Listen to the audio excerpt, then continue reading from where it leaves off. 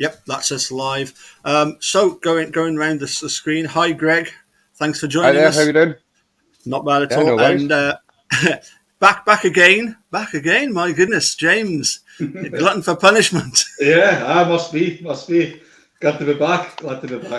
Excellent, and really pleased to get Dave to come and join us because he's the commentator of Edinburgh Monarchs TV and does a great job over there at Armadale. Hi, Dave. How's it going? Hi, evening, guys. Nice to see you all. Look forward to us. Now, item number one on the agenda, and it's because of obviously Greg, your maximum at the weekend there against the Colts, absolutely brilliant. So your nickname is now Bartosz, Greg Bartosz Blair. Okay. So I obviously you can see the connection there. It's a suitable nickname, yeah, and hopefully it's one that it will be a regular, living up to that kind of standard, because at the weekend, I mean, look, the two commentators are lost for words, aren't they, James? I certainly was. Doesn't happen very often, but I certainly was. But no, I wanted to talk about nicknames because I've been having this argument all week with James about nicknames, and I really can't understand. And can somebody please explain to me why? And I'm going to change my background so you can see what the dickens I'm on about. I fail to see how Chris Harris looks anything like Bomber Harris. I don't get the connection. I mean, what's going on there? Why call him Bomber Harris? I mean, he looks nothing like. I think it's Arthur Travis Harris was the bomb commander. But anyway, moving on. The one that's really bugging me, and I would really like your opinion on this one, because I've got my own version of what his nickname should be. But I feel really sorry for Ricky Wells being the American Dream. I mean, look, he looks nothing like the fella, does he? So sometimes you choose your own nickname, Paul. That's that. And other times you just need to live with it. You just got to own it. So I do remember a guy up in Edinburgh that I met once, and his nickname was Two Soups, because his name was Baxter Campbell. But I really don't think that's fair on Ricky to call him the American Dream. So I reckon the dude. But as James quite rightly pointed out, that's Patrick Dudek is the dude. So we're going to have to come up with, say, El Duderino or his dudeness. I'm not getting much support for this, am I? I'm going to go back to my commentary point. I'm saying nothing about American Rider there. As a former Monarch, though, come on. Yes. A former Tiger too, though, so I suppose you take that way you will. I've got a crosses to bear. So I've lost my yes. Next, sorry, Greg. We'll get to talking about the Speedway matters, but another bee in my bonnet is commentators referring to a 5-1 as a big 5-1. I mean, do you get different sizes of 5-1s? No, they're all 5-1. So why is it suddenly a big 5-1? My theory would be this, that when it comes to heat advantages, the biggest one is a 5-0. So that should be the big 5-0. But a 5-1 should be a fairly big 5-1. And then a 4-2 would be a medium 4-2. And a 3-2 would be a small 3-2. Any support for that notion? I'm trying to remember. That would be the difficult thing. Exactly. Break that down into formulations, but I think you hear it all the time, and you're right. Every 5-1 is the same size. But I suppose my sort of argument would be, or my sort of counter to that would be almost if your team or a team gets a 5-1 possibly unexpectedly. If they're going out and getting. Sort of maybe the 2 second strings are getting a 5-1 against the sort of big hitters in the side when they're possibly a tactical or something like that. Say that constitutes as a big 5-1, but other than that, I don't know if there's really much support for that really. No, well, So, I was just going to say it's all about the timing as well. I mean, yes, context. we had that. I'm going to say massive 5-1 that won us the league in 2014 in the very last match of the second leg. So I don't think you can just call that a box standard 5-1. Absolutely not. Anyway, so swiftly moving on, because next on the agenda, I really wanted to ask Greg about the season so far and how's it been for you? We're obviously amazed at your antics and efforts. Yeah, I would say the start of the season for me was quite hard. I was my first two meetings, obviously the first one on the Friday at Armadale, and then straight into the Saturday at Berwick. It's kind of a dream for everybody to get meetings on the go and do it like that. But for me, I was doing night shift lambing at the time. So the Friday night, it was quite funny because I've been speaking to Mitchell Davey was mechanic for me that night up at Edinburgh, and speaking to his wife Donna, she was saying, when you're not feeling 100%, that's usually when you have your best results. And Armadale's always been quite a funny track for me. I used to ride it when I was about 15, and then I got away from the smaller tracks and ended up being hang off the side of it, run big track. But yeah, when I went to Armadale, I was tired. I wouldn't like to say I couldn't be bothered because it doesn't sound very professional, but I wasn't as excited as what I usually am. And then the next thing I'm scoring I got paid 11 or something like that. Yeah.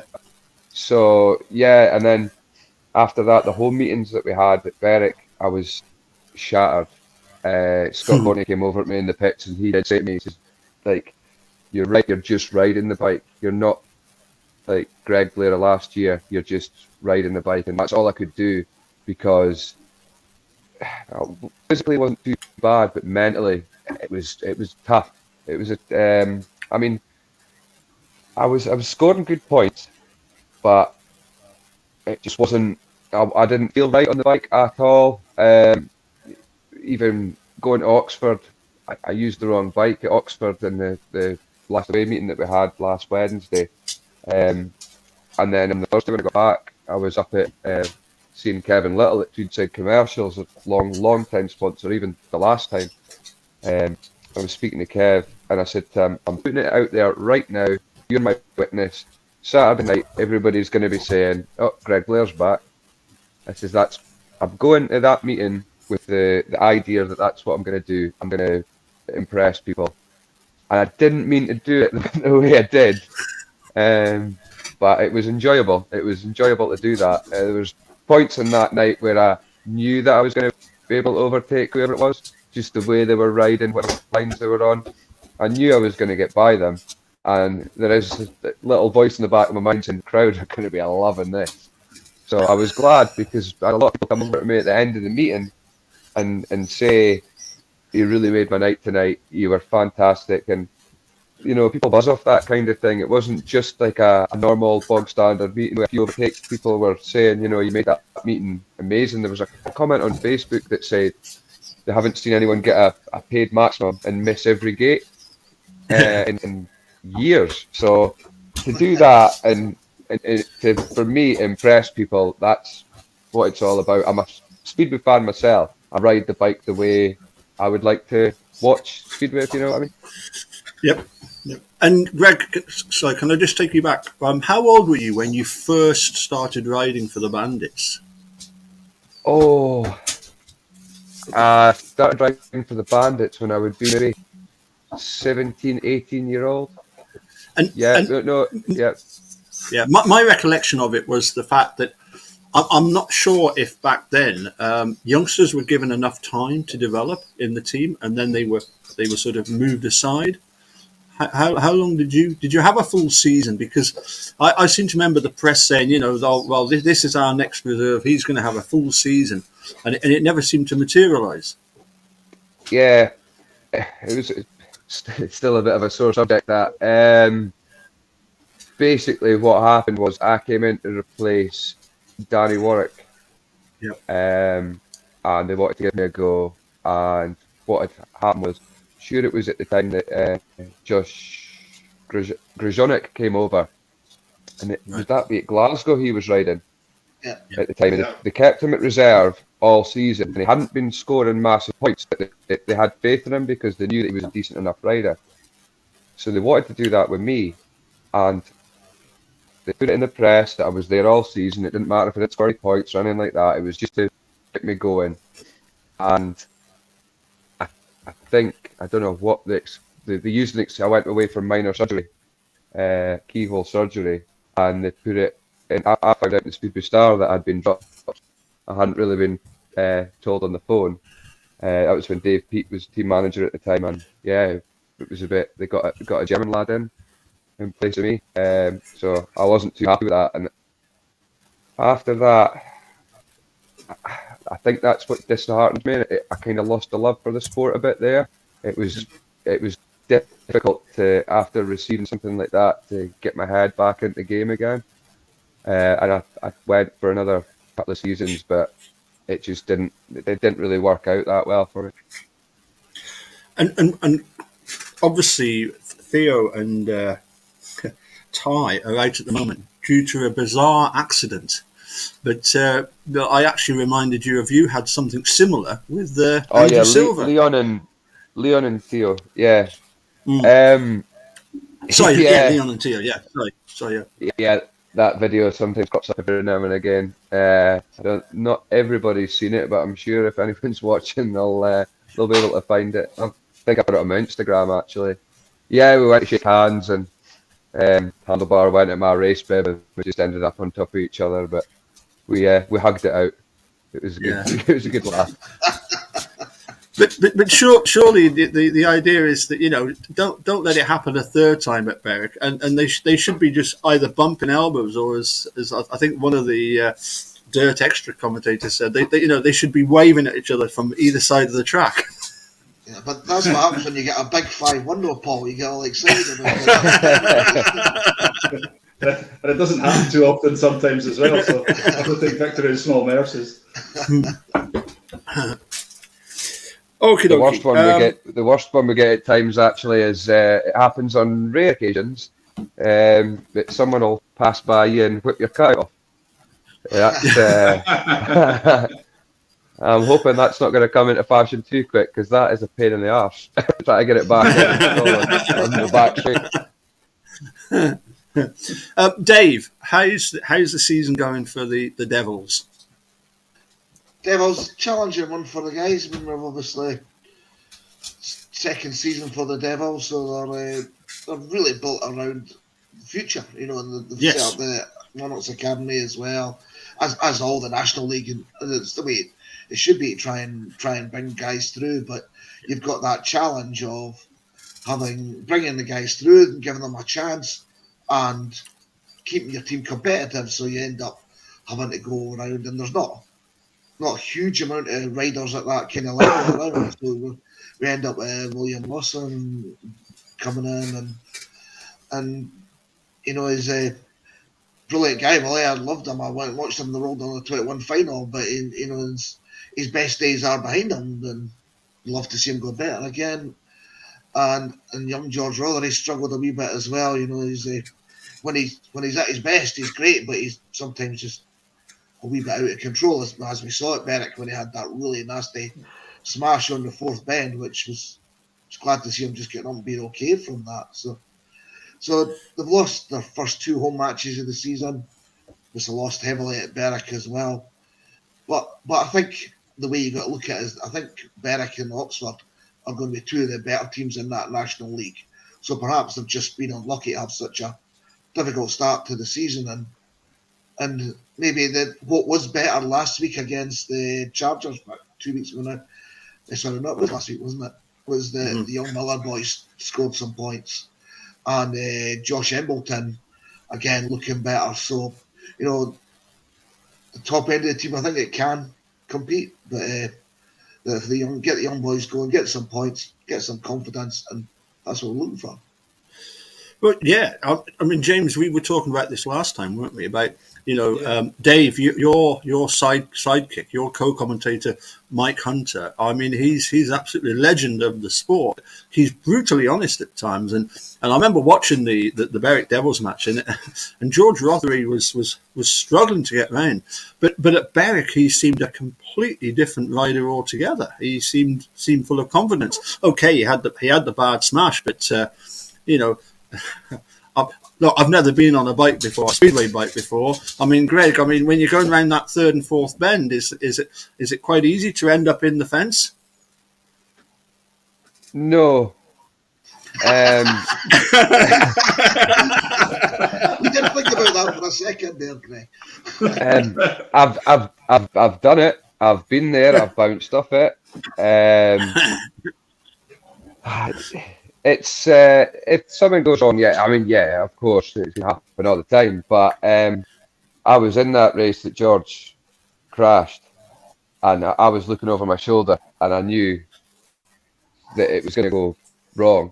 I come off that corner and just gave it a handful, because instantly thought, if that bike bounces off the fence and comes across the way, I'm going to be in a bad way.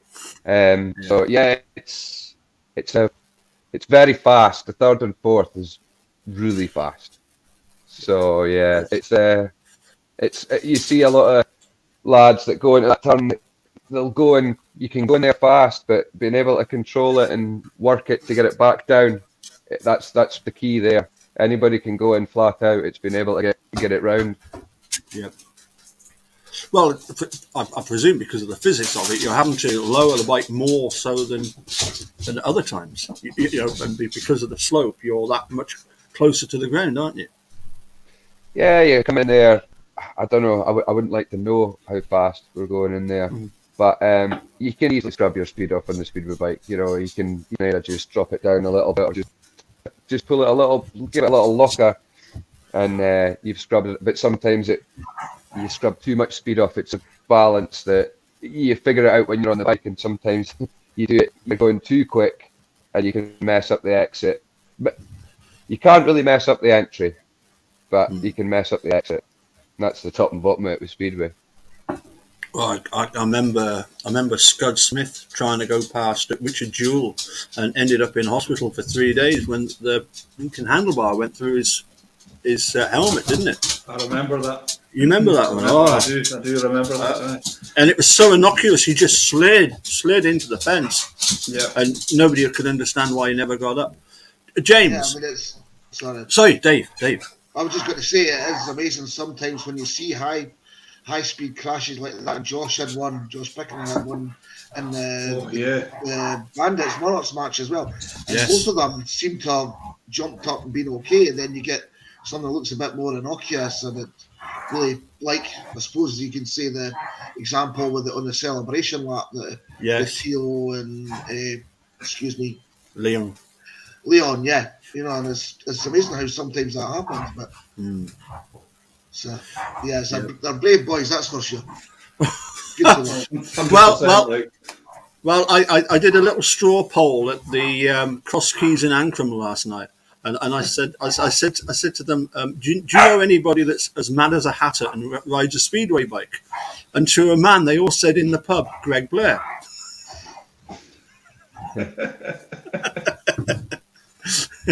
So You're anyway, not disagreeing either. No.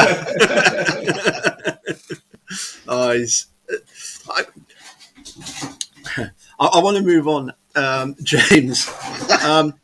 Thoughts on the other teams in the National Development League?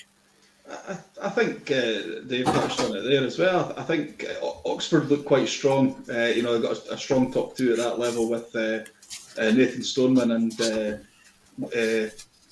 Jordan Jenkins. Jordan Jenkins, name escaped me there entirely.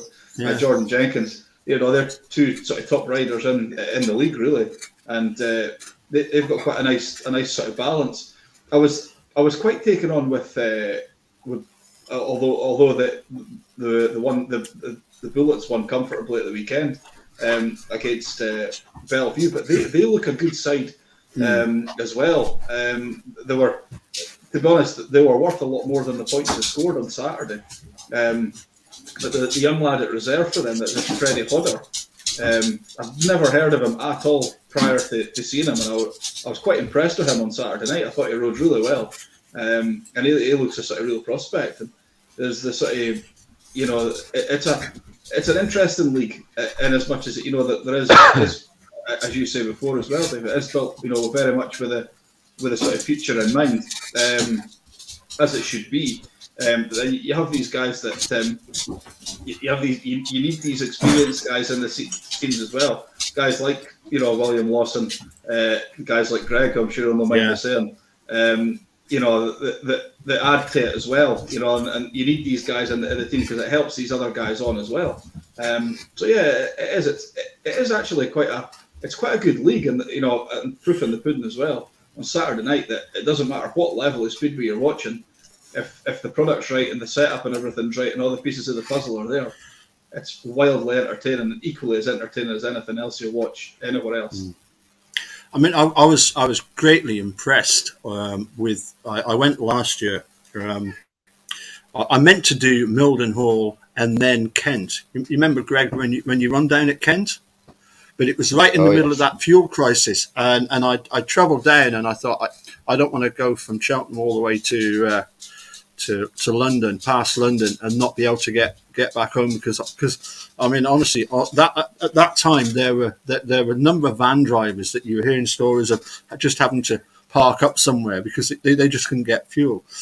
But I went to Mildenhall, and I was really, really impressed with the setup there. Huge number of fans there. Okay, the track's pretty small, and it's no Shieldfield Park, but I was very impressed with the what they were offering, and the crowd for a National Development League level. Yeah, they're obviously doing something right, and getting big numbers in through the doors, and let's hope that in the not too distant future we're getting even more numbers in at Shieldfield, and obviously up at Armadale. So Fen Tigers won the title last year, but who would be your sort of you've mentioned you're impressed with Bellevue and Oxford. Any of the other ones that you'd? I mean, obviously we'll put Bullets aside for one season, for one moment, because as far as I'm concerned, they're probably the one that everybody's going to struggle to beat. Go for it, Dave. I can probably back you up to a certain extent, and obviously with young Ace Piper coming in and hitting the ground running for the start, you've got. I mean, the rules of the National League means he won't be at reserve for too long. I'm not even sure if he'll be out after this week. But I think it's this week. I think it's like that at the weekend. I think was his last meeting at reserve. I think. But you've got a reasonably strong top five, and one of them's going to drop in. So you're always going to have someone strong in reserve, which is one of the things that really helps teams go push and win the league. That's what wins your leagues. Guys coming in and improving their averages, coming in and performing above what they're kind of expected. So Berwick looks strong. Yeah, we've had the team change already. We've been notified what it is. I'm not saying though because I'll keep it a secret.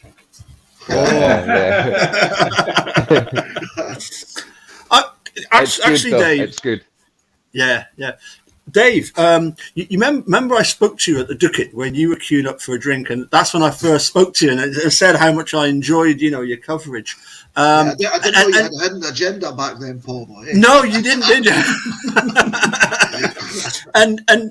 And one of the things I asked you a couple of things. One was about obviously, you've got guys riding in the Premiership who are also riding in the Championship. It always used to be that you would double, a rider's Premiership average to get a Championship average, but that seems to have gone by the by. But the other thing I asked you was about Ace coming to Bandits, and are the Monarchs sort of?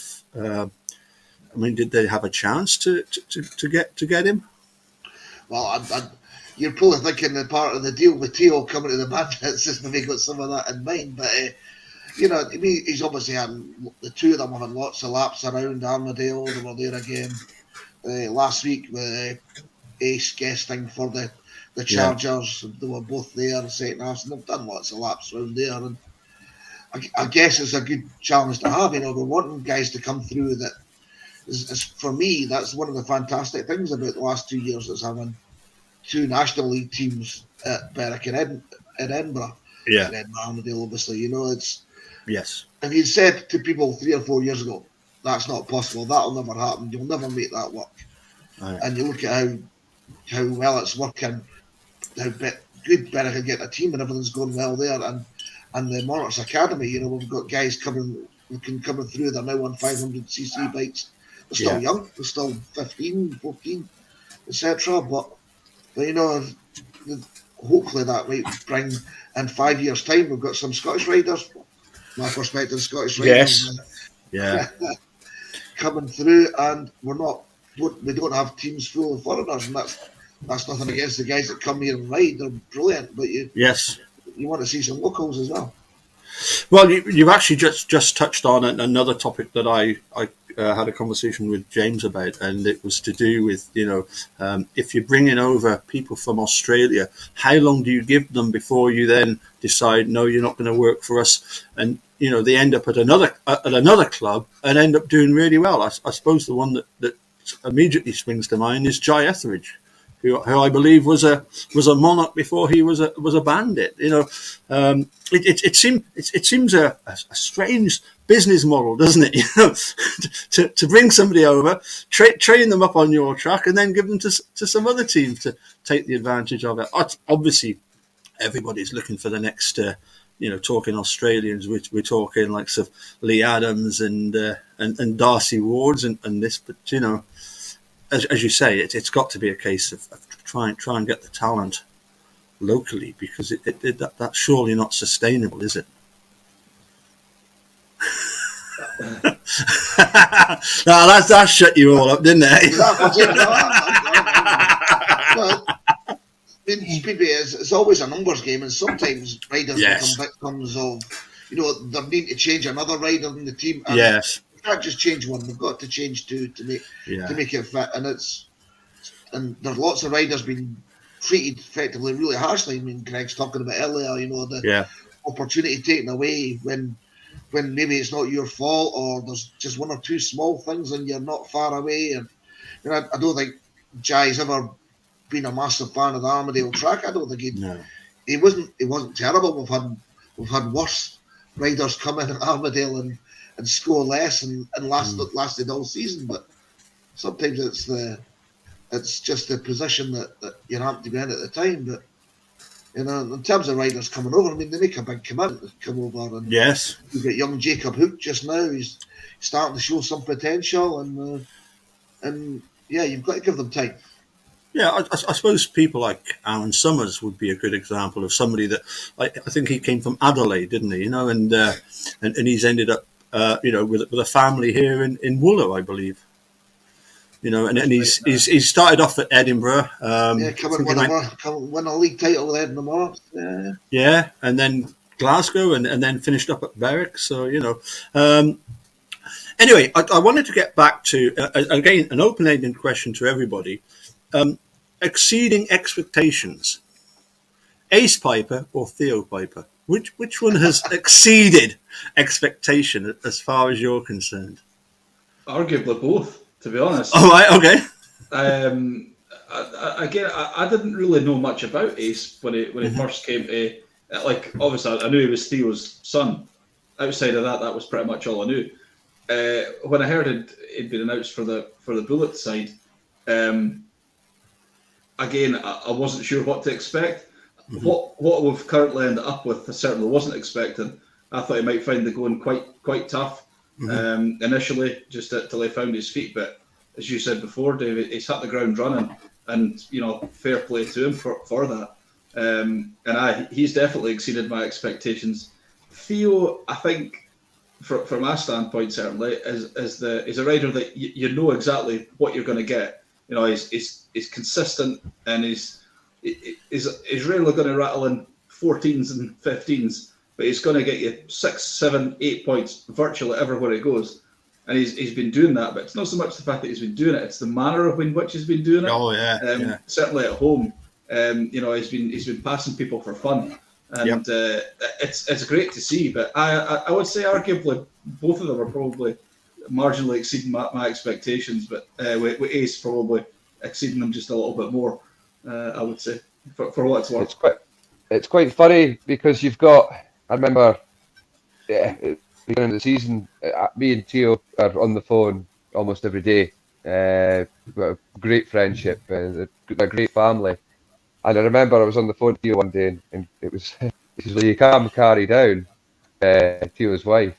And she says, "Oh, I'm worried that Ace is too young and everything." I says, "Look, he'll be fine. Nobody's expecting anything from him at all. He's going to go out, and if he scores 1 point a meeting, then he's getting experience. It's from the tapes, experience. That's what you need. It's his apprenticeship this season." And still, even if Ace went to our next home meeting ahead, obviously he's going to be in the main body of the team coming out of reserve. If he struggles to score, we're not going to be giving him a hard time. He'll give himself a hard time for sure because he's a racer. But nobody's going to give him a hard time because he's got to learn these things. And then from Ace being too young, you've also got people that would have seen Theo coming into the Berwick team going, "He's 42, he's past it." You know what I mean? But That's a good it's point. true. I mean, I'm not as old as Theo at all. I'm 31, but I've not been riding. I took 10 years out of the sport. Yeah. And it's like you're as young as you feel, and I do feel like I'm a lot. Well, maybe not the day after a race meeting. I don't feel 21. I feel about 41 after a race meeting. But no, when I'm on the bike, everything works and everything does what it's meant to. And it's the same with Theo. I've worked beside him at his house when he's been getting the bikes prepared, and he's still got that eagerness of what Ace has got. The both of them, they are both like they're the same age. They're just really into it, and I personally can't wait for is when Steen comes along. When he starts riding on the 500, Steen's how old? Steen 12-year-old, and he's 12 or 13, I think. Yeah. He's going to be something else. If they think Ace is burst on the scene, wait till Steen comes along, because that kid is something else. Yeah, I mean, Theo's such a good motorcyclist though as well. I mean, he would probably still be top 5 in the world long track if he wanted to do it. But he's probably doing too many things with the kids now that he can't commit to the full season. That was always the thing. I mean, with the Monarchs, the conditions are bad. It doesn't matter to him. He's clearly just got such a talented motorcyclist. Going to sneak it in again, another champion with the Monarchs. Sorry, broken record. We've got the bingo board on your mind to remember. But yeah, and I'm guessing with the boys coming through, that's given them the enthusiasm and lease for life. I was hearing suggestions that they were going to Scunthorpe pre-season, and Ace was giving Theo a run for the money when they were racing against each other, and I think he'll do fine in the middle of the team. He raced for Oxford at number 2 last week against us, and if he hadn't touched the tapes in Heat 1, he'd have gone through the card unbeaten. And again, these are the things that kids are going to do. The commitment that Theo has got to bringing Ace and Steen on, for instance, before the season started, they went away down Highway to get a go on the tractor. I mean, that's commitment, because he's, obviously Ace is going to be going there to ride that track. I can't remember when, July. Yeah. But July, he wanted to give him an idea of what it's like. Tracks similar of what Edinburgh's like. Edinburgh being the first meeting of the season, it was like, right, we're going down here, we're having a shot, and Ace went round, and he sent me the videos. Ace going round, and he took it like a duck to water. But that level of commitment to go travel down there to practice, I take my hat off to him. I would like to see the number of miles he's done over the years in that van going across. It's just colossal. Yeah. Well, actually, when it comes to exceeding expectations, I mean, yeah, they've both done wonderfully well, and let's hope that Theo keeps doing what he's doing. Because do you know he reminds me of Paul Thorpe in his sort of heyday when he was. I remember him riding at number 2 for Hull when they won the league and the cup double, didn't they? Correct. So, team I that wouldn't have year, known the number that he rode at, but I Yeah. remember him riding for them. Magnus Carlsen also. So, Yeah, Yeah, Magnus. right. Yeah, ex Edinburgh. That was a good team actually. That Hull had Oh, that year. Emiliano Phenomenal. Sanchez, and they were. Phenomenal team they had that year. And you know, I'll give you a laugh. It was Paul Thorpe that in one of the races he was getting booed for something or other, and he just as he rode past the main grandstand, he kissed his hand and then patted his backside, you know, which reminded me of Brett Saunders at Glasgow many years ago. And what happened was he that night there was a few people on the the sort of comment groups and stuff, saying how terrible it was that he did this, and I said, well, I don't know about you guys, but I was there with my 2 young daughters at the time, and I said we absolutely enjoyed it. It was hilarious, the fact that Paul Thorpe, who had guested like 2 weeks previously, is getting booed. It's just, and the best of it was I actually met Paul Thorpe at a following meeting up at the Grove, like a couple of months later, and I was saying this to him. I'm saying that I was the one that was saying this about it, and he said, "Yeah, I saw that on the night." I thought, "Yeah, good on you." So, look, it's pure entertainment, isn't it? It's absolutely brilliant. Moving on, I wanted to ask. So, season thus far we've covered the Bullets and the Devils. What about the Bandits and the Monarchs? Starting with you, Dave.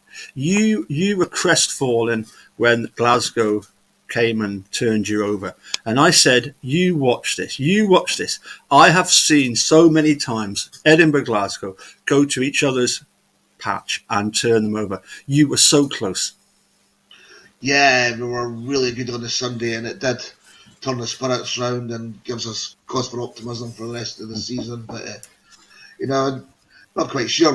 We weren't as bad as the scoreline looked. I'm not sure we were as bad off it on the Friday night as we looked. Unfortunately, just Sam and Josh just didn't get going out the gate. Mm-hmm. Yeah. And Glasgow have got a good team again. I make no bones about it. I said it in commentary and then on the night. They've got a very good team, but we showed at Ashfield that they're not unbeatable. Sam Masters was sensational that day. He's a brilliant rider, but he was something else that day. He went past over the Coostergard as if he wasn't there on the come off the 3rd, 4th bend, and that was the only time he was led all night. And so yeah, as you say, we've got a young team. There are a couple of guys that are untested, new to British Speedway. Kai Thompson's only in his 2nd season. We're expecting him to be a 3rd heat leader. Last year he only ran about 2. This time he only ran about 2 meetings, and so I think he's had bike problems at the start of the season, and hopefully he's now solved that because he won his final. I was talking to Stevie Lumsden, his mechanic, and he's saying that they finally worked out one of the problems. Got him going in his 4th ride at Armadale, which he won, and then he went on Sunday and was good. And maybe if he'd gone heat 15, we might have got the 4-2, but I couldn't argue with it. We might have got the 5-1. Sorry, we needed a 5-1. We got a 4-2, but I can never argue with going with Josh Picker in heat 15. Yeah, I mean, James, do you think anybody else could get within 2 points of Glasgow on their own track? Wouldn't surprise me. I think somebody like Poole. Yeah. All right. I could see Poole possibly going there and give them a run for the money. Don't get me wrong, Glasgow are a good side. We all know that, but they're not unbeatable. And I think that it will take a Herculean effort and a bit of luck, but it just shows you that there's if Edinburgh can run them close, there's there's a chance there for someone to sneak a win there. I think, and it wasn't all that much of a surprise to see Edinburgh run them as close in a way, despite the result of of the Not Friday for me night. either. Yeah. Yeah, well, you know, if James Sargent had been there, we'd have probably Yeah. told him. We did get a tactical substitute, to be fair, so it's not always a accurate reflection. But I think you possibly would have, because I can't remember who you had. Wally guessing Lawson it. came and That's tried right. hard, Yeah. tried hard, but didn't And score. he got what, two points or something, was it, or was it even as many? Wally, no, I don't think he scored. The score. Well, you'd have fancied that, you know, James Sargent would have gotten at least 4, you know, which would have seen you win the meeting. But again, it swings and roundabouts, isn't it, and ifs and buts and all the rest of it. But I think that someone will give them a scare one of these days. Like I think that they're not untouchable and not unbeatable, but no one is, you know. But I think, you know, teams like Poole look quite strong. I could see them running them fairly close, and even teams like Redcar and that as well. They've got a good side, and you know, on any given day, there is teams out there capable of giving them a good run, I think. Well, Greg, I mean, if we put the Bandits and the Monarchs aside, because obviously they're going to finish first and second, who do you see as finishing third and fourth and fifth to the Monarchs and the Bandits? It's difficult to answer that one because I've not really focused that much on the championship. Right. I've been looking after my own league. Yeah. But I do like to check scores every now and again. I think Redcar's going to do their usual. They're going to be, you know, they're going to do the bits. Poole again. Yeah, I think Poole are always going to be a strong side, no matter what league they're in anyway. But yeah, it's going to be.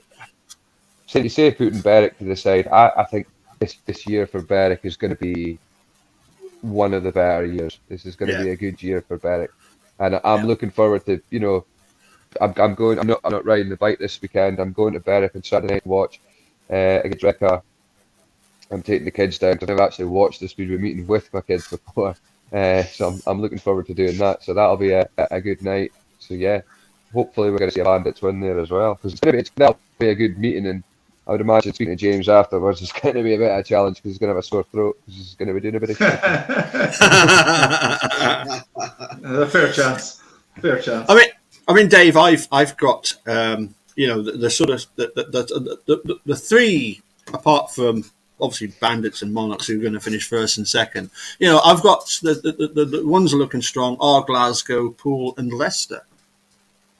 Yeah, they're kind of thinking. I'm thinking they're top 3 in the battle for the playoffs between the rest. Leicester, I mean, they kind of look a lot better because they've had 6 matches at home already. Edinburgh only had 3 matches in total. They only had 6 matches at home. So it's a challenge for them. But yeah, no, Poole at the moment, it's difficult to see past Poole. If Drew Kemp gets going, I mean, he's sometimes a bit hit and miss, but when he's at his best, if he's going, then I think Poole will be difficult to shake. But as I said after the Glasgow match, it's not about being the best team now. It's about making sure you're in those playoffs, getting in this top 6. Hopefully by the end, your young inexperienced riders are getting going, and you're up to speed, and you need a bit of luck with injuries and other things throughout the season, because we've had teams that have been the best team all year and a couple of injuries at the wrong time and they don't quite make it. But yeah, I mean, I think Poole and Glasgow for me are looking strongest, but there's quite a few below them fighting hard for those players.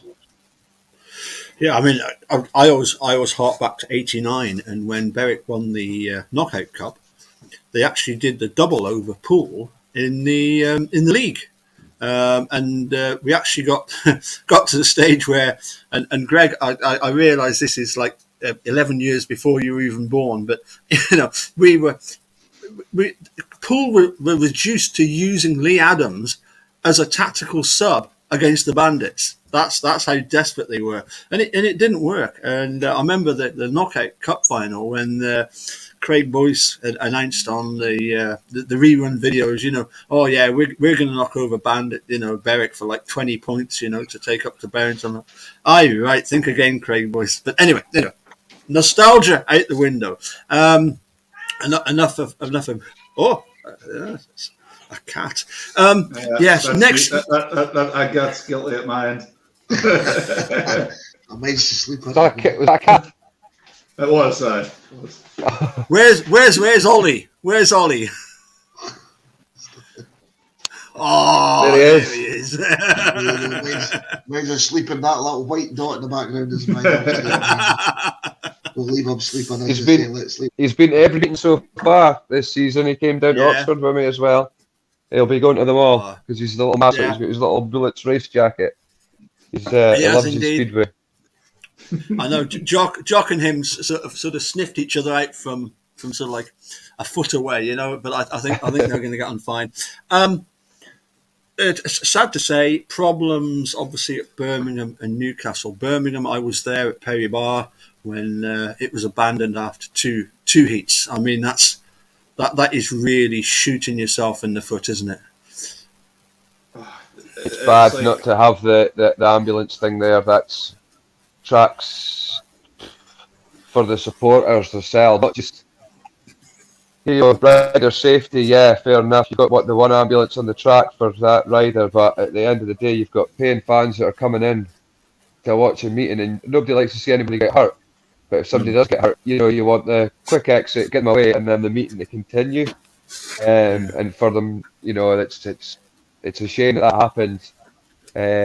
But everyone expects a delay now and again if somebody's injured. I've played a few meetings in my time with injuries, but still, the ambulance thing to be looked at. Yeah, I mean it's so difficult. I mean it's not the ambulance delays. It's not a Speedway problem. It was on BBC Scotland last night. Ambulances that are taking patients to the hospital are sitting for 3 hours waiting to just admit them. And I mean, it's just not going to happen now. As Greg says, you need 2 ambulances at the track. It's not the first time it happened. It happened at Armadale last year. I mean, we kind of after we lost a meeting early in the season, we kind of committed to putting 2 ambulances there, but the 1 week where ambulance wasn't available was the week that we had raced Redcar and James Sargent came off, and again that was heat 1, and we stood there for an hour and a half to see nothing else, and it's just not a great feeling, and it's not a great experience. We're trying to get more people through the door. I mean, so many clubs are needing more people through the door and more finance. I mean, that I'm involved with the Monarchs Fans Trust, which is trying to help support and keep the Monarchs going, make sure there's a team to support, and so many clubs need that help. You're talking about Newcastle, and they're trying to work to a budget, but they're not getting their problems to seek with the track situation. But you need a good team on track. You need a good show on a night, and you need some good racing. That's what you need.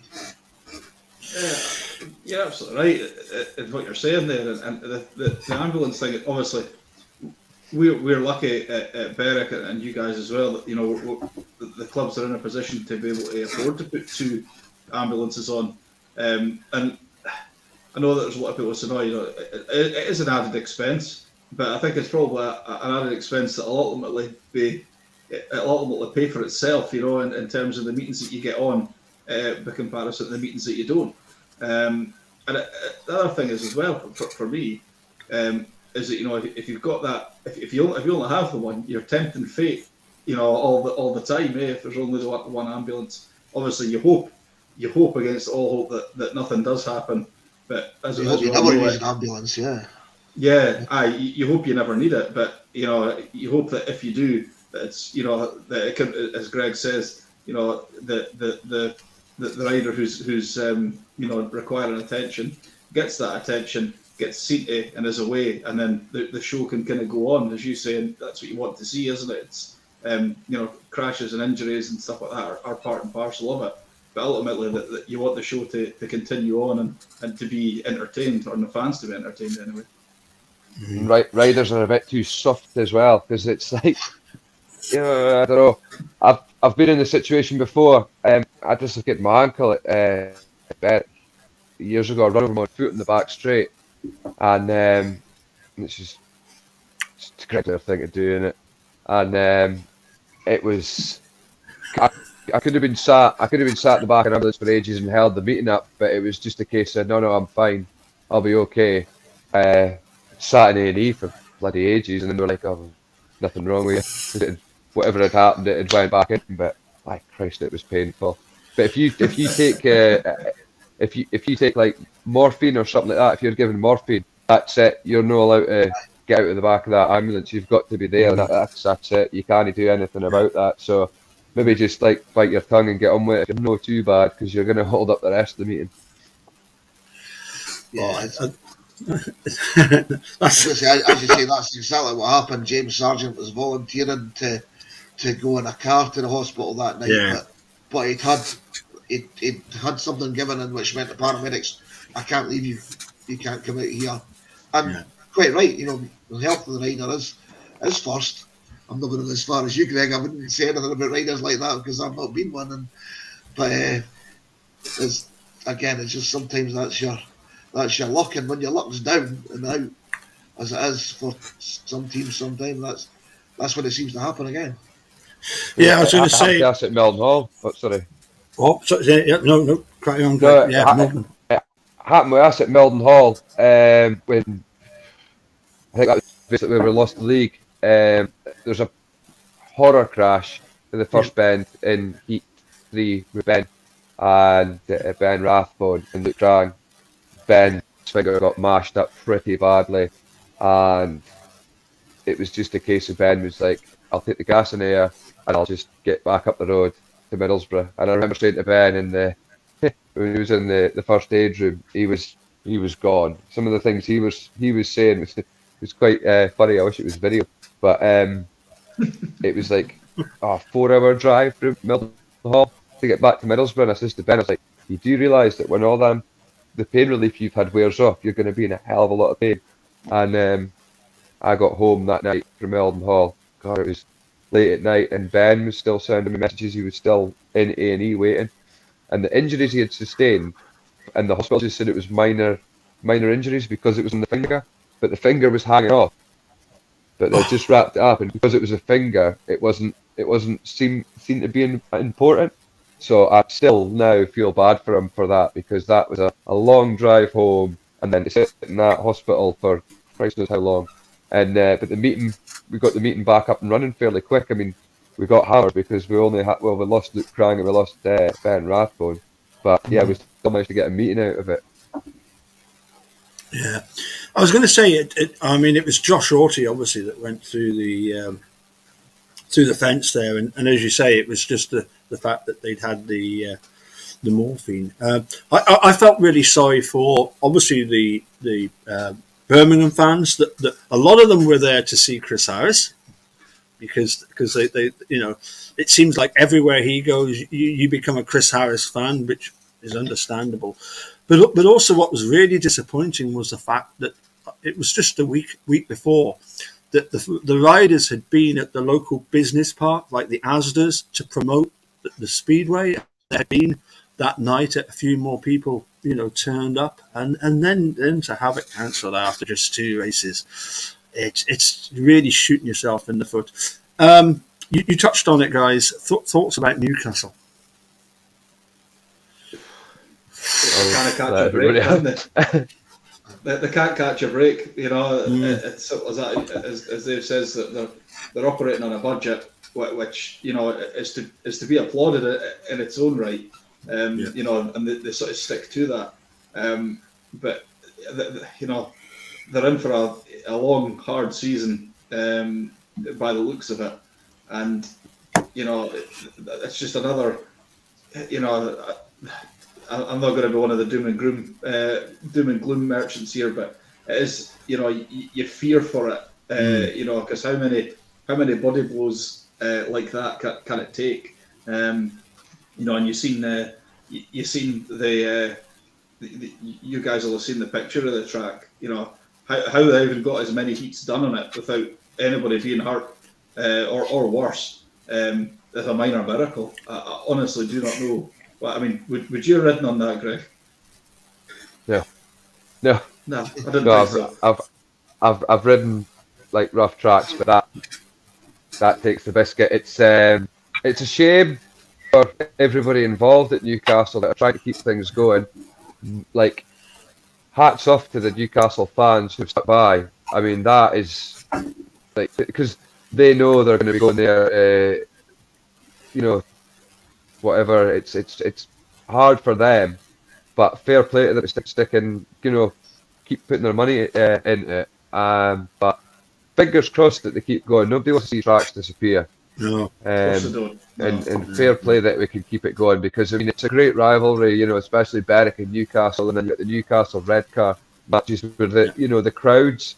If we lose Newcastle, we lose a an away sport, because people are just going to fizzle off from it. They're not going to want to travel. What is it, an hour or whatever to get to Berwick every Saturday night just to see their Speedway? I mean, a few people will, but it's not when it's on your doorstep. So I do hope that something comes around and things go better for them. Yeah, I mean, I'm not quite sure what they're going to be able to do with that track. They're talking about widening the track just to meet that burn that's there, or whatever it is. That used to be the curbers, I know, saying that it's unbelievable how it get to that state, and you can't really blame riders for saying they don't want to continue on it. But as I was saying already, no, when you're down, these things keep coming. Rob Grant's trying really hard there, and you've got to commend him for continuing to put his hand in his pocket and helping that club and trying to keep it going. So I mean, hopefully they'll come through it and come out stronger out the other end. But like James, I'm kind of a wee bit worried that they'll make up for it till October, but fingers crossed. Yeah. Yeah, I mean, can I suggest that, because Berwick, certainly the football team compete in the Scottish division, there's a huge element of the bandits that consider themselves Scottish. Obviously, with Greg being in Jedburgh, and it's like, isn't it great if you've got the three? I'm going to call them the Scottish teams. Glasgow, Edinburgh, Berwick, strong. If we could have Newcastle strong as well, it's great for us. I mean, there's nothing better than putting it over the Southern Softies, is there? Can't argue with that. Nah, and it is sad, as you say, to see what's happening down in Newcastle. Greg, any thoughts or any news or input on? There seemed to be after the Berwick meeting there was some sort of fracas, for want of a better word. So much so that Rob Grant Jr. had to put a press statement out about something that happened. I don't know. Were you there? Have you heard anything about it? Because I'm at a complete loss as to what happened. I wasn't actually there.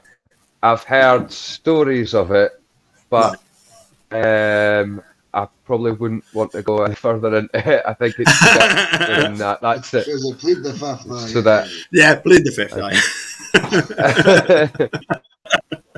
Absolutely, James. And you were there. I was completely oblivious because I was too busy looking after my dogs. I totally missed it as well. I didn't realise there was anything I'd kind of. It was. I know it was. The meeting in general. There'd been a delay and things like that, and then as these fixtures often are, there was obviously frayed tempers and things like that. So. I don't know whether I honestly don't know what happened. I haven't really heard anything about it. There's been more handbags than anything. I think it probably was. I think, as you say, it would just be a bit of handbags and a bit of afters and a bit of frayed tempers, and then ultimately it would be forgotten about as quick as it happened, I imagine. Thing is, for the post, not saying anything that it should or shouldn't have happened, but a post like that on the social media probably didn't need to go on. I don't know if it was just Newcastle, if it was just Rob's way of apologising in case anybody was offended. But you have to look at the other side as like, so what? Like, these things happen when sports.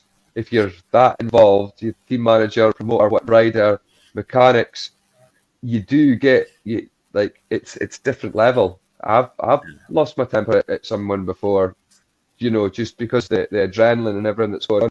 So yeah, it's sport. These things happen. You can't just apologise every time somebody gets a little bit pissed off. You know what I mean? Yeah. I mean, we want people passionate about Speedway ultimately, Yes. not necessarily saying come to fisticuffs, but we've all seen it back in the day, punches thrown on tracks and stuff. It does get the crowd going, whether Speedway's trying to have that family atmosphere as well. There's a fine balance between the two, but you want teams that are that passionate about it that they would almost go that far, but without crossing the line, anything out of order. And it always makes fixtures more interesting when there's a little bit of needle into it, doesn't it? Exactly, Oh yes. It does from a fan's perspective. It certainly, when there's a bit of thing or a bit of talking point or something, a bit not necessarily controversy, but just a bit of a bit of upset, a bit of aggro. Not as you say, not necessarily coming to blows or anything like that, but if if the sort of possibility of it's there almost is more exciting than the actual event itself, isn't it? I have heard a story. I'm not entirely sure 100% on it, but obviously my great uncle Kenny Taylor, who was the team manager of the Bandits way back, that him and Len Silva were out on the centre green watching the meeting, and Len had said to him, "Let's get the crowd going," and I think they just had a pretend fight on the centre green just to get the crowd worked up a bit, and there was they were bait sort of thing, but they were just bit finger pointing and shoving each other sort of thing like that. The crowd went mental, and like everybody, everybody shouting stuff like that, got the crowd fired up. A dull meeting, right? Let's have an argument on track. Just let's make this go a bit. And I think that you're too heavily fined and you get too much bother now, and you can face a ban. I think they should bring it back. Just be a little bit. Let riders have it. Just if they're squaring up to each other, it does get you going a bit. And you're like, oh, what's going on here? Because it's exciting. After a race, if there's a bit shoving about, like Si Footenough and Nichols at Cardiff, everybody remembers that. It was amazing. Like, I can't remember who won that Grand Prix, but I remember that. Right. I remember that fight. You know what I mean? I remember that fight, and it was fantastic, and the crowd went mental. That was the Millennium Stadium, and it went mental. Yeah. So why can't we sort of just not saying like we should let it happen, just like if it does happen, then he find the riders, then he give them bans. Boys taking out Thomas Sculler back in the day as well. Everybody remembers that. Yeah, I remember Hackney, the old London Stadium. Yeah. Sorry, we'll probably talk enough about Speedway fights. We'll talk about Speedway racing. Oh no. I was just going to ask though. Obviously, making a comeback for Newcastle, Lee Complin. He's guesting for Bandits on Saturday. My only worry is that Lee Complin is he a bit of a one-track pony? Shielfield is his stomping ground. That's where he's going to excel. Is he going to struggle at the other tracks? I think, obviously, when it was announced that he was making a comeback, I was surprised that he was making a comeback at Newcastle. Yeah. I can't remember him ever having great meetings there when he rode for Berwick, all those years ago. But I suppose he had to go somewhere if he was coming back, and maybe that was the only club that could fit him in, or what, I don't know. As I say, it's certainly. Certainly at Berwick the other week there, it looked like he'd never been away. It took him a race to kind of get going, size the place up again, and after that, it was dynamite. And it was great because, certainly from my sort of point of view, I didn't want him to come and have a poor meeting. I didn't want to see him struggling and see him, battling at the, or tootling at the back, as it were. because that's not how I remember it. But how I remember it now is exactly how I remember it 10 years ago. Yeah, and it was exactly the same, and it's good, and it's quite something sort of poetic about it almost, that it gets to make one more time sort of round as a Berwick rider, I suppose, from that sort of thing. It'll be quite interesting. I'm quite looking forward to it. Dave and Greg. Yeah. Oh, sorry, go on, Dave. I'll let you jumping on this. I've not seen him ride. I've not seen him ride this I'll season just yet. sort the dogs. Well, it's a way to sort the dogs. I mean, it's obviously a bit of a character again. He struggled round Armadale, like you're saying. He was the best in Newcastle, but talented guy, fit guy, fair play to him. We've all seen guys do come for comebacks, and one of them's here. Oh, exactly, yeah. Mine wasn't a comeback. It was more just a break. A notion. Like, if someone had told me, even at the start of 2020, you're going to be riding Speedway again, I would have laughed. Because I got to a point where I wanted to do it again, but that dream just had to disappear. So to come back and be able to do it and have fun at it is great. And I think that's something that a lot of riders have, talking about a comeback, is that it's when you finish and you don't want to finish, you have got that, and there's a lot of riders that'll live in a bit of regret. I mean, like Kevin Little, for instance, he finished. That was his time's up. Kevin's now doing the road racing. He's got a different what he does now, and if he's watching, I would love him to have a shot on the bike again. Just like, you have my bike, Gary, have a shot, because I just want to see him riding like one more time. He keeps saying no, but we'll pester him to do it. But like, we'll gang up on him. Guys, we'll gang up on him. But you got riders like Kev, who was like, that was it, that's me done, finished, quite happy.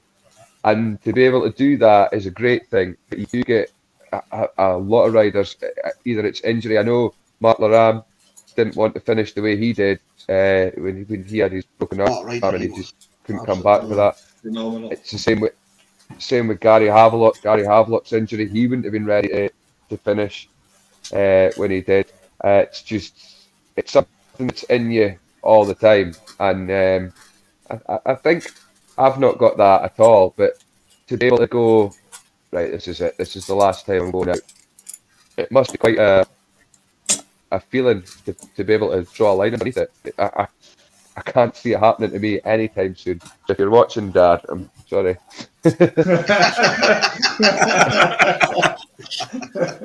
I will make sure he gets a copy of the video. I'm sure Drew would be delighted to hear you say that. To be fair, he loves it just as much as I do.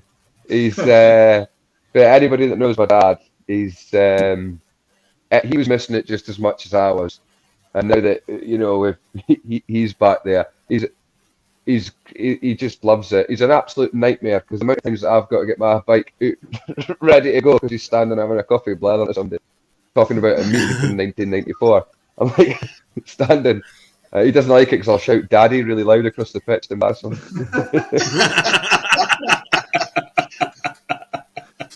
You were saying about Lee Copeland, yeah.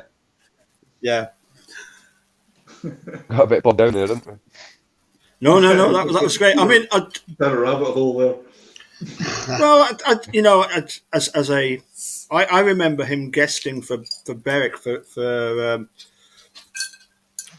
Peter Waite, and Peter Waite got him to come up and guest. It was towards the end of the season. I think he was 18 years old, and he was doing lines that nobody else had seen. A little bit like Theo Piper, who is absolutely phenomenal around Berwick, isn't he? I mean, he does the inside line, and he makes it stick on a big track like Berwick. I mean, what is it, Piper's Pit or something? Piper's Pit. I mean, I've never seen anybody overtake on the inside like that. But not on a regular basis, certainly. No. Every meeting this season. Yeah, but I mean, for me, Lee Complin, he was just absolutely phenomenal. He was back then, and I remember Peter Waite, chatting away about how good it was to see Lee Complin come as I say, I think he was 17 or 18 at the time, and then obviously you've got the American Dream saying that nobody rides Berwick like Lee Complin, apart from Bartosz Blair and Chris and Bomber Harris. But anyway, moving swiftly on. I think we're. I've kept you far too long, so I do apologise for that. But let's just very quickly, if we could, have thoughts on Plymouth, Redcar, Scunthorpe, Oxford. Plymouth, decent side. Scunthorpe will be strong at home, but Plymouth, I think, put out a pretty big statement when they gave Leicester a real doing. Yeah. I think that sort of made anybody that wasn't sort of standing up and taking notice certainly was afterwards. And they're a really strong side if they can get Eddie Kennett back, or they can cover that absence. The way they have been. But obviously, the longer that goes on, the harder that becomes to do. But if they can keep up that form, they're going to take a bit of stopping. Like I said, Oxford, you mentioned them there. They looked a really good side on paper, and they've had a kind of strange start to the season. But I think they're probably expecting more of like Cameron Heaps, who's never really recovered from like having an absolutely brilliant season with Edinburgh, and then after that he's kind of went off the boil a little bit, and I'm not really sure why. I don't know whether it's injuries or just can't sort of catch a break. But no, if they can get him going, or whether they go down the route of making changes or something like that, they'll be a strong side as well, because they've got strong, the makings of a very strong side there. So. And again, Leicester we've touched on. They're nigh on untouchable at home. I don't think anybody's gotten near them so far. If they can pick up 1 or 2 points away, they're going to be in the hunt as well. So they're all strong sides, very strong sides. Yeah, I'd agree with Plymouth, especially when people think Armadale's a small track. You've never been to Plymouth and you think Armadale's a small track. It's just like going round in a circle. It's 220 metres, isn't it? 220, 219 metres. I mean, even Barrington Lough, if I remember, was like 254 metres. Something like that. Something else. And we were there last year. We saw someone do tremendous inside pass against us. Can't remember now. It was maybe one of the Rummels as James says, they're looking good. I mean, the challenge might come with that if they can't replace Eddie Kennett. It's when they go to the Friday night tracks and there's 3 or 4 matches on a Friday night. They'll not be able to get a decent guest for them, and rider replacement might not quite fit in with your number one. But yeah, as you say, hopefully they get Eddie back, and Eddie back to his best. That's what we want to see. We want to be seeing the top riders going for it. I mean, I think. Same we want to Oxford, the same as James as well. Cameron Heaps been slightly disappointed. I think also, it's maybe slightly harsh, but Scott Nichols hasn't had the start of the season that we would expect in either league. So yeah, that's fair to say. To be fair, and Troy Batchelor hasn't really delivered for them either. His Batchelor seems to be really hit and miss, and I don't know if he's quite got that battling attitude these days. If he makes out the gate, he looks great, looks fast, and wins races, but he doesn't. He's sometimes nowhere. But and again, and we'll see Leicester tomorrow at Armadale. I think James making your debut for EMTV tomorrow. I'm drafted in for a guest booking. Wow, that'll be exciting to see you. I'm in hospitality tomorrow night, so I see. Too many. My mates over from.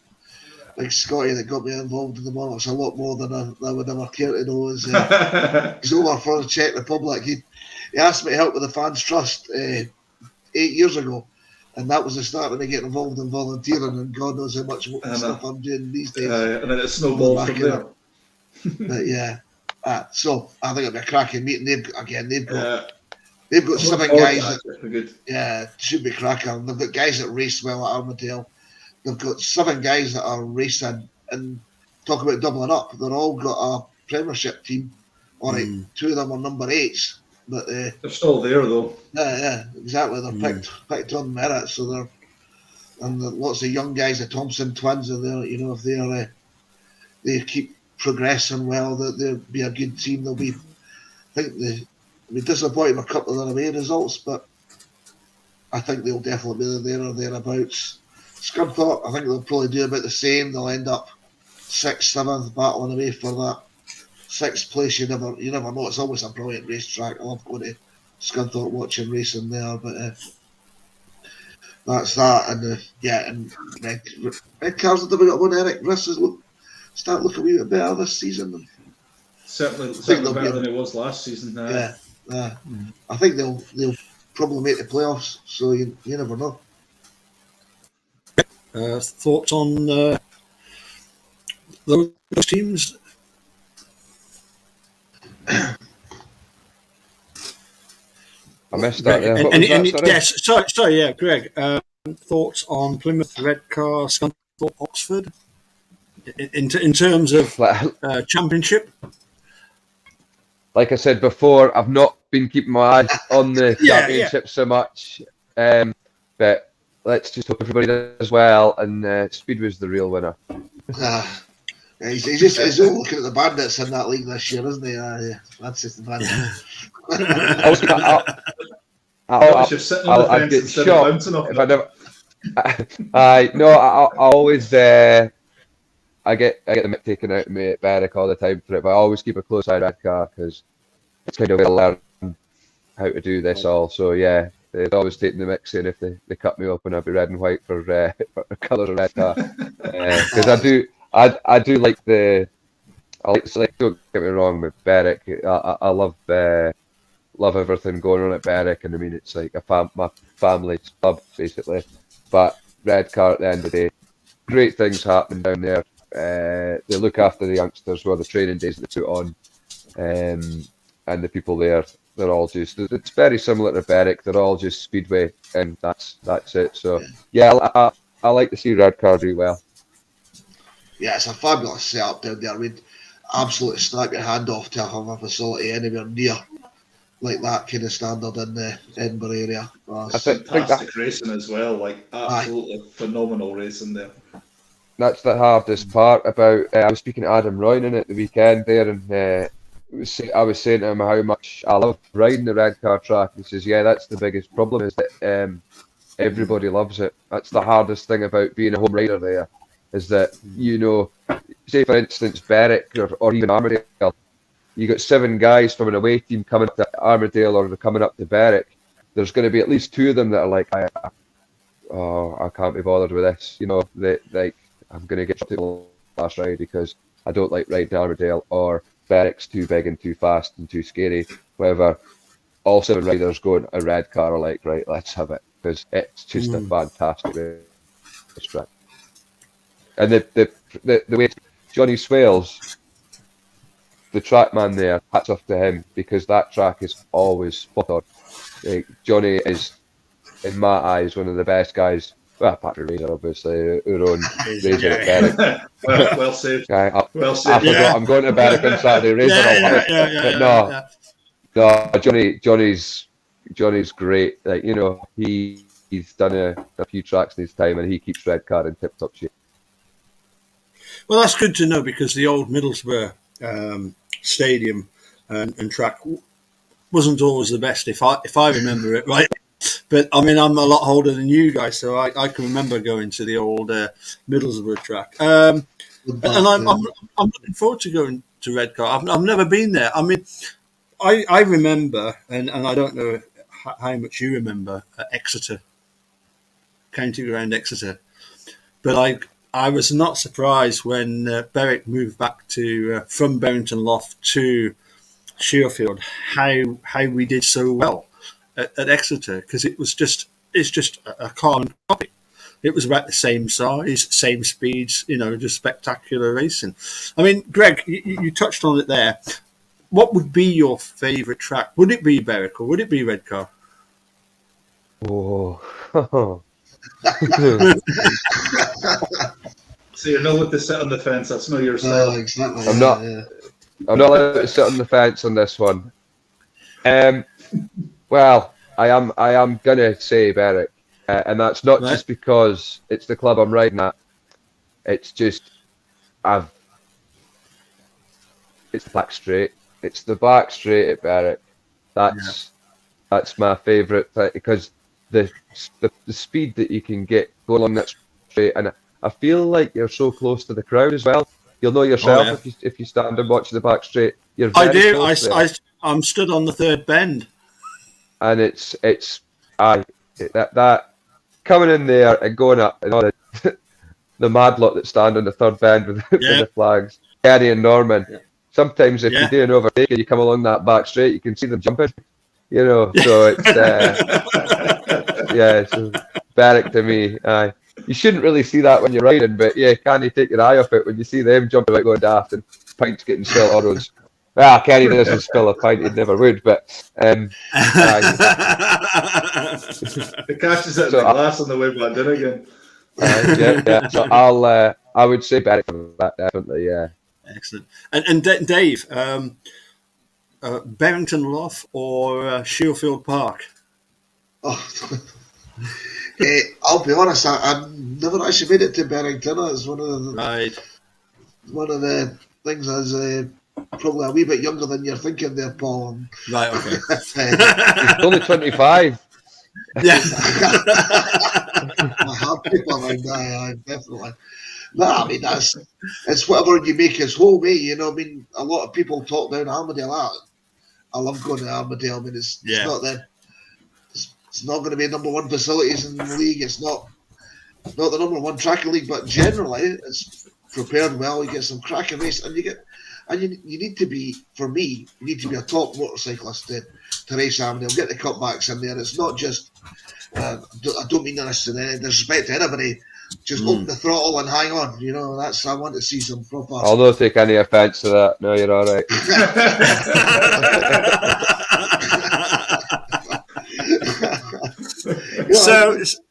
Okay. You like the high speeds, but mix it up as well. There's room in this world for both, isn't there? That's the end of the day. Yeah. Okay. So James, Powder Hall or Armadale? Again, I was never ever at Powder Hall. Wow. So Jeremy's been a young fellow with a hard paper round. But I was never ever at Powder Hall. But you know, I know, like Dave said, a lot of people talk down Armadale. But see, again, when you've got guys that can, that can ride the place, or a team that can ride the place, you'll be royally entertained. You know what I mean? You'll see some great racing. If the problem with places like Armadale and Newcastle and that as well is that a lot of the riders are beat before they get there. The sort of thing that, and again, if you think you can't get around the place, then well, you won't. But as you say, if you get guys that can ride the place and a team that can ride the place, and or a team where 2 or 3 guys that can kind of go, you're going to see a decent meeting. And I've watched loads of, and not as many as yourself, obviously, but getting loads of meetings at Armadale over the years, and I've seen some absolutely cracking racing there. And I know it's a place that I always like going there as a neutral. I haven't had too many. Better the last few years. We've generally been better recently, but but again, Berwick historically haven't been great visitors there. So it's, we've had some. I've seen us walk away with 30 points there and been reasonably happy. It's felt like a victory. But there's guys, that when you get a team that can ride the place, it's as good as anywhere, and the racing's as good as anywhere else as well. And it is, as you say, it's always well prepared, and that if it's like that, then it encourages the riders to have a real go, doesn't it? So that's what you want. And I know Armadale for me on that one. Oh, right, okay. You could have Armadale in Powder Hall's location, because that's bang in the city centre. Absolutely fun. I wish I so wish the track was there now. And there's absolutely no chance with the councils with noise controls, etc. But literally, bang in the city centre, brilliant. But it'd be great. Ultimately, it would be really good if you could actually be back in, back in Edinburgh itself. Nothing against Armadale, obviously, but obviously it would be great to or somewhere closer or whatever it would be. Yeah, I was going to say I would prefer somewhere like Musselburgh, Trinent. And I know Dave would as well. To me, that's it. 20 yards up the road, perfect. I can walk home instead of me taking my dad home and dropping him off after he's had a few pints. I can walk back with a few drinks. I think what would be ideal is somewhere on the west of the city between Armadale, because we've got that good affinity with West Lothian now. Yeah. And the West Lothian Council have been brilliant for the Monarchs over the years. But I think to get the bigger crowds again, we do need to get that Edinburgh audience back in. And despite how much I love Armadale, you take someone who likes to find their points in life out to Armadale Stadium, they're probably, unless they get instantly bucked by the Speedway bug, they're not going to be back again. With the facilities that are there, unfortunately. But you got to get it for your race, then. It's Friday night, Speedway night, as we say on Edinburgh Monarchs TV. Well, must remember that. I know of a few people that support both Bandits and Monarchs up in Edinburgh that regularly come down to Berwick, but also like going across to Armadale. I think final word to our Speedway rider Bartosz Blair. Your predictions for let's start off with. So Dave, you were saying that Monarchs have got Leicester tomorrow night. Greg, go on, give just give us a punt. What do you reckon? Are Leicester going to turn over Monarchs on their own track? No, I think it'll be I think here you go. Edinburgh is going to win by 10 plus. Yeah. Tomorrow. There you go. Yeah. And I brought. Oh no, I'm not going to choose it tomorrow because I'm going out for a couple of pints. It's Edinburgh's declaration night tomorrow night. It is indeed. Yes. A few Guinness will be had tomorrow, so that's good. I'll watch on the updates. I think Edinburgh's going to win by 10. And also, please, Greg, prediction for Berwick versus Redcar on Saturday. Oh, I did a draw. A draw? Yeah. Oh, I should have liked this. Hey, I'm one of these glass half full fellas, you know. A draw. There you go. If that happens tomorrow, that'd be a good double. That you'd get a bit of money off hand that. off for a 10-point win right this second, and absolutely snap your hand off for it. I think I'll take 46-44 for the Monarchs tomorrow. I reckon that'll be close. Be a close run thing. Okay, then James, go on. Give us your prediction. Monarchs by 6 tomorrow, and Bandits by 8 on Saturday.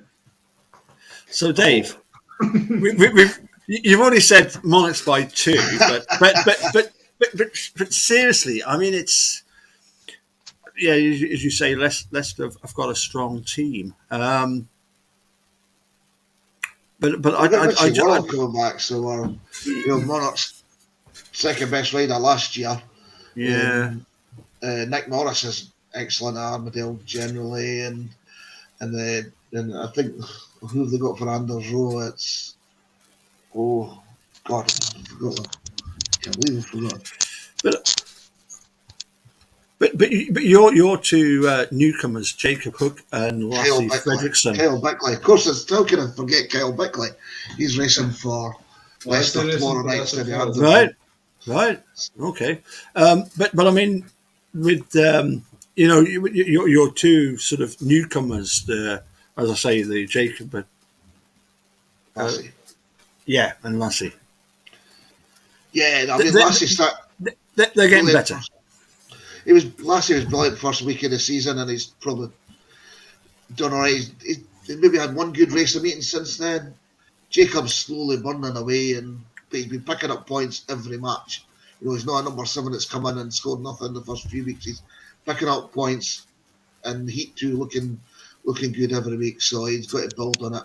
Another tough night for him tomorrow. As I say, the Thompson brothers going well, but as I say, I think we will win, but it'll be really close. Whereas on Saturday, I do think Berwick will carry on their cracking home form and have another.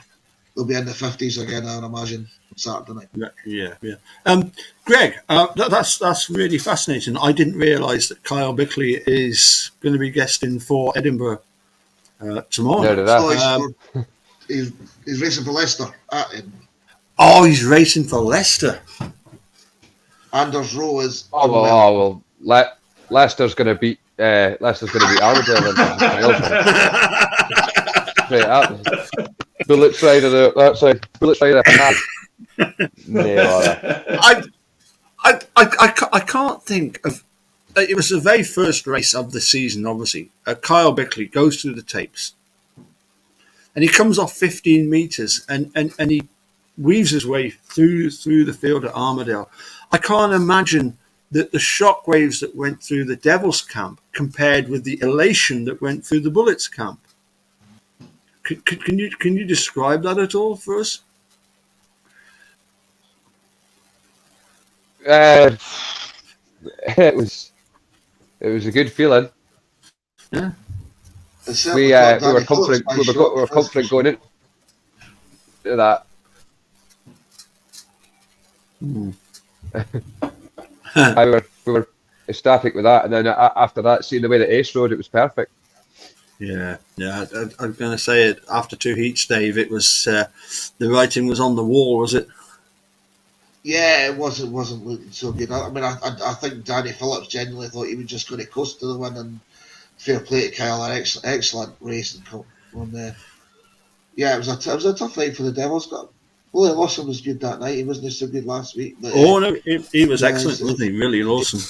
He came right back in after a slow start. So with the right equipment underneath him, Willie's a good rider. But yeah, that challenge he's not really overcoming as often as he should do this year. Okay, I mean William Lawson is he not up in Perth? Yes, Octomukti, I think. So Octomukti. I mean that must surely be about the most northerly British speedway rider that there is.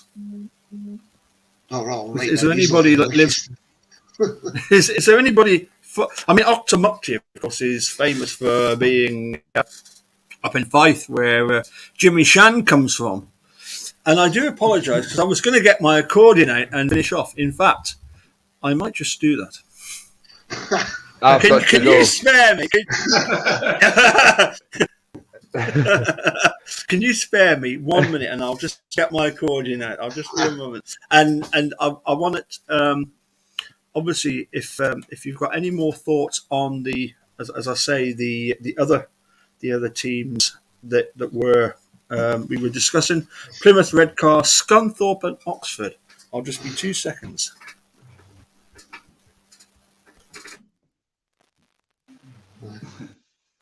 Now's your chance, lads. He was asking me last night about the Black Bear. Did they still play at Armadale? And he's determined to play it. So, are we going to have to sing? Just instrumental, to be fair. That's all right then. I've had no alcohol. We're all good. We're all good. So you're tomorrow night. It's good when you get excited about a Monarchs race. We'll have to wait and see. No, I'm looking forward to it. And Graham messaged me today and said about it, and I thought, but as I say, I'm nothing else on, so I might as well give that a go. So it'll be quite good. Quite looking forward to it. Should be a good meeting actually. I think it will be close. Yeah, definitely. I'll tell you now, James, if Marty's ever no feeling up to it one night at a Berwick meeting, I'll jump on Comes with you again, because I quite enjoyed that last time. That was good. That was a good part of that day, actually. That was good. I enjoyed that, and I mean, I'm kind of making myself out to come across here as like a bit of I've got a drink or something, but when me and you did that meeting at Redcar, I was very hungover. Still, it was a hell of a day, but I managed to pull through. But no, I think it made it better because the racing was so. It was a fantastic meeting that day, actually. Really good, really good. That meeting the race with Cruppy and Palm Tuft. That was fantastic.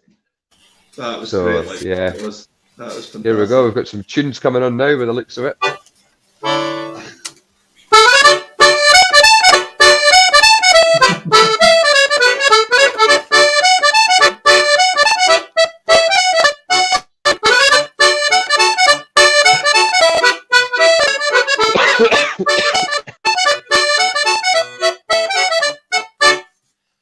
That's all you're going to get. Of course, that's what they play. That's what they play for the winning team at Armadale. So you'll not heard it that often. I've never heard it before. It was a new one. Apart from the bullets. but seriously, James. I mean, Edinburgh are keeping the Black Bear going, which is great. Why no wheels cha-cha? Can we not have that on the parade at the end? I mean, I get this. The parade music is ominous and sort of threatening and stuff, but. Yeah, I don't know. A lot of the time I'm not paying attention, so I never actually hear it. You'll have my great granny to blame for that one. That was her idea. It's been It's just that was her fault. Yeah, and that's another thing. I'll leave you on as well. Does anybody know where the bandits' name came from? Why they got the name? Is it something to do with a biscuit? Have I heard that story? Correct. Yeah, that's true. They were sitting in the cottage in the White House out by Swinside. Everything all sorted out, but they didn't have a team name. And in the biscuit tin there was a biscuit called a Bandit. And they went, bang, that's it. We'll go at Berwick Bandits, and so the Bandits named after it. And then that was as sweet as it ever got. Who would have thought they would have had a great grandson that was made of like a bloody biscuit? I wouldn't have bones that broken. Sonny Seed was full of broken biscuits. That was what it was.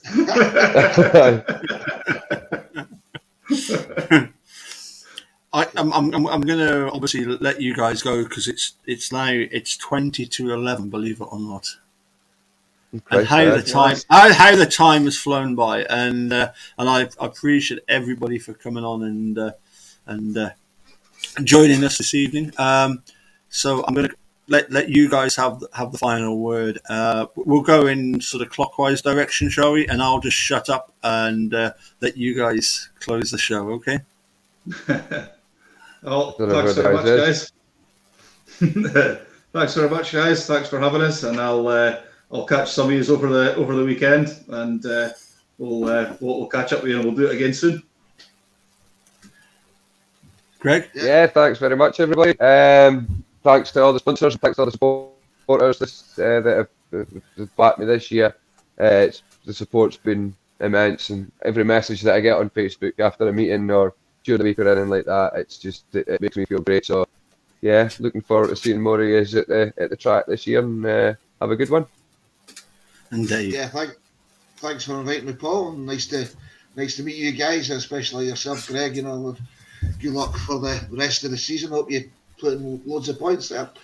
And James, good luck tomorrow night. And thank you very much. I'll probably try and pop in and see you, or see you in the bar afterwards. You never know. Sounds like a plan. That's all from me. Good night. Right. Perfect. Cheers, you can play a suit now, Paul.